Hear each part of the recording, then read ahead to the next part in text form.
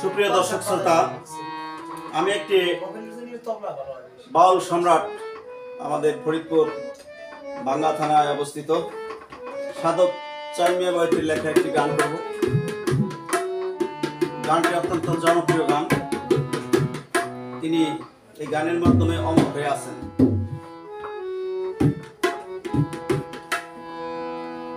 তুমি ডাক দিলে অবলার পানে চাইও রে,